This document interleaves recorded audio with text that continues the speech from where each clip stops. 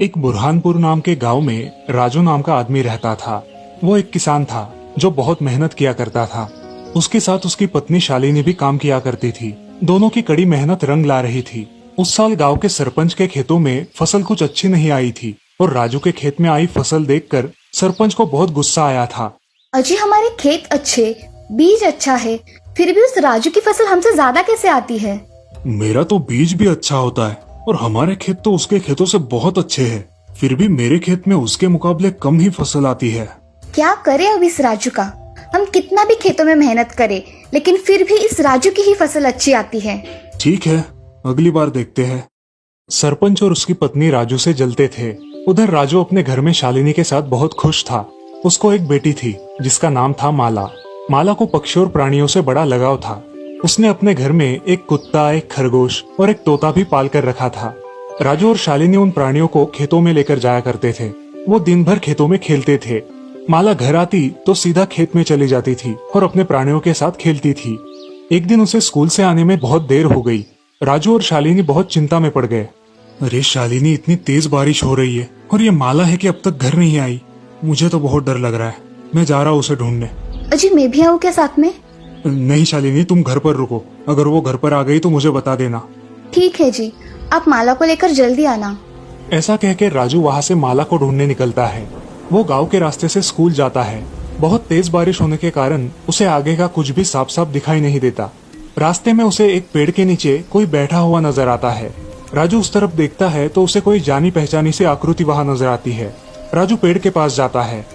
अरे माला बेटा, तुम यहाँ पे क्या कर रही हो? मेरे पास छाता नहीं है, इसीलिए यहाँ पेड़ के नीचे रुकी हूँ। बेटा, हम दोनों घर में कितना चिंतित हो गए थे। चलो इस कबूतर के बच्चे को छाते में लेकर चलते हैं। हाँ पिताजी, चलिए, अब इसे बारिश नहीं लगेगी। अब दोनों बाप बेटी घर आते हैं। कहाँ चली गई थी तू माला? यहाँ मेरी जान जाने को थी, ऐसे बाहर मत रुका कर। अरे जरा शांत भी रहो। इसकी वजह से माला को घर आने में देर हो गई है। शालिनी उस कबूतर के बच्चे को देखकर चुप हो जाती है। तभी उसकी नजर उसके जख्म पर पड़ती है। क्या हुआ है इसे? ये कहाँ मिला आप दोनों को? बिना देखे ही बच्ची को बोलना शुरू कर देती हो। इसकी वजह से ही माला को देर हो गई। पेड़ के नीचे उसे पकड़ के बैठी थी। माफ कर दो बेटा, मुझे पता नहीं था, लेकिन तुमने बताया क्यों नहीं? अरे माँ, तुम बोलने दोगी तो ना। ये कबूतर पेड़ के नीचे जख्मी पड़ा था और इसे छोड़ के मैं घर कैसे आ सकती थी? मैंने उसे उठाया तभी जोर से बारिश शुरू हो गई। मैं इसे पकड़े पेड़ के नीचे खड़ी थी। मेरे पास छाता ना होने के कारण मैं घर जल्दी ना आ सकी माँ। ठीक है बेटा। माला और राजू उस कबूतर को पट्टी बांधकर उसे खाने के लिए दाने और पीने के लिए पानी देते हैं। ऐसे ही 4 दिन बीत जाते हैं। माला उस कबूतर की अच्छे से देखभाल करती है। कुछ दिनों बाद वो कबूतर अच्छी तरीके से उड़ने लगता है। उस कबूतर का रंग सुनहरा हो जाता है और वो बाकी सारे कबूतरों से थोड़ा अलग ही दिखाई देता है। माँ, पिताजी, मेरा सुनहरा कबूतर देखो कैसे उड़ रहा है। अरे हाँ, ये तो ठीक हो गया है। उड़ता है तो कितना शानदार लगता है। बहुत अच्छा है तुम्हारा सुनहरा कबूतर। राजू और शालिनी खेतों में चले जाते हैं और माला अपने पक्षी प्राणियों के साथ घर में ही रहती है। उसी रात, अरे शालिनी, कल हमें जल्द ही खेतों में जाना होगा। फसल अब काटने पर आई है। हाँ, सुबह जल्दी ही जाएंगे। सुबह सुबह ज्यादा काम होता है। पिताजी, मैं भी कल खेतों में आऊँ, जिससे आपको कुछ मदद हो जाए। ठीक है बेटा, चलो अब सो जाते हैं। अगले दिन राजू, शालिनी और माला तीनों अपने प्राणियों के साथ खेतों में चले जाते हैं। ये सब गांव का सरपंच देख लेता है और मन ही मन सोचता है, सारे के सारे खेतों में जा रहे हैं और कितनी मेहनत करके फसल उगाओगे। माला और उसके माँ बाप खेत में पहुंचकर काम करने लगते हैं। पिताजी, ये फसल का अनाज कैसे बनता है? ये फसल सूखने के बाद अनाज बनता है। फिर थोड़ा अनाज हम भगवान को चढ़ाकर उसमें से कुछ घर पर रखते हैं और बाकी का बेच देते हैं। अच्छा, ऐसे बनता है अनाज? हाँ माला। अरे दोनों बाप बेटी की बातें खत्म हो गई हो तो घर चले। हाँ हाँ, चलो घर। तीनों भी घर चले जाते हैं। अब उनके खेतों में 2 दिन कुछ काम ना होने के कारण वो घर पर ही रहते हैं और अपने प्राणी पक्षियों के साथ समय व्यतीत करते हैं। वो 2 दिन खेत में नहीं गए, ये सब सरपंच ने देख लिया था। सरपंच जल्दी जल्दी अपने घर जाता है। क्या हुआ, इतने जल्दी जल्दी घर पर आए हो? अरे भाग्यवान, ये राजू 2 दिन से घर पर है। इसके क्या सारे खेती के काम हो गए? मैं क्या कह रही हूँ, इस साल हम उसकी फसल चुरा लेंगे, उसका नुकसान हो जाएगा, फिर वो हमारे पास ही आएगा। अगर किसी ने पकड़ लिया तो? अरे काम किसी और से करवा लो और तुम चुपचाप घर पे ही बैठे रहो, जिससे तुम पर किसी का शक भी नहीं होगा। आज रात को ही ये काम करवा लेता हूँ। हाँ, ऐसा ही कीजिए। सरपंच अपने वफादार नौकरों को बुलाकर उनको ये काम करने को बोलता है। उसी रात नौकर राजू के खेतों में जाकर उसकी जमा की हुई सारी फसल चुरा लेते हैं। अगले दिन राजू अपने खेतों में जाता है और देखता है कि उसकी फसल गायब है। वो सारा खेत छान मारता है, मगर उसे उसकी फसल कहीं दिखाई नहीं देती। वो खेत में सोचते हुए बैठ जाता है, हे राम, मेरी पूरी मेहनत की फसल कौन चुरा कर ले गया? अब मैं क्या करूं? राजू बहुत हताश होकर घर लौट आता है। अब राजू का उतरा हुआ चेहरा देख शालिनी भी चिंता में पड़ जाती है। अजी, क्या हुआ है? आप ऐसे उदास क्यों हो? कुछ हुआ है क्या? बहुत बड़ा नुकसान हुआ है।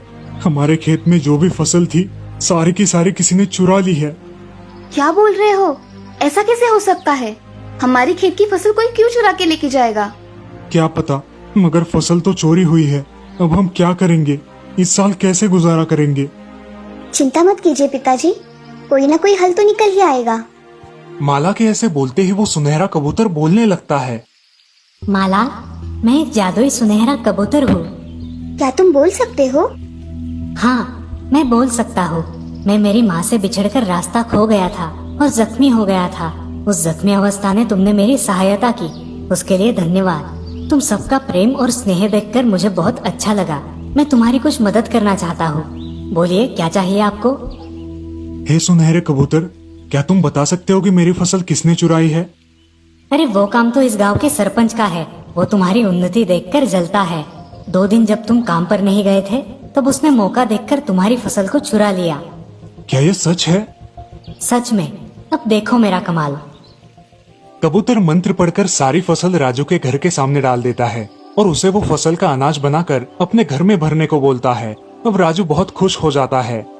तुम्हारा बहुत बहुत धन्यवाद, तुमने हमारे लिए इतना किया। बोलो, तुम्हें क्या चाहिए? जो भी मांगोगे वो मिल जाएगा। मुझे कुछ नहीं चाहिए। हे जादुई कबूतर, बस तुम मेरी बेटी के लिए हमारे घर पर ही रहो। ठीक है। माला, तुम्हें कुछ मांगना है? हे जादुई कबूतर, मुझे सिर्फ तुम चाहिए और कुछ भी नहीं चाहिए। बहुत साल बीत जाते हैं। अब माला बड़ी हो जाती है। ऐसे ही एक दिन माला को उस सुनहरे कबूतर की तरह और एक सुनहरा कबूतर दिखाई देता है। उसे लगता है कि वो उन्हीं का सुनहरा कबूतर है। वो उसे आवाज देती है, सुनहरे कबूतर, सुनहरे कबूतर, नीचे आ जाओ। तभी घर से सुनहरा कबूतर बाहर आकर उसे आवाज देता है, अरे सुनहरे कबूतर, तुम यहाँ हो? तो वहाँ पेड़ पर कौन है? माँ, कहाँ गई थी तुम? तुम्हारी बहुत याद आती थी मुझे। अरे, इन इंसानों ने मुझे कैद करके रखा था। अब मैं वहाँ से निकलकर भाग आई हूँ। ये इंसान बड़े दुष्ट होते हैं।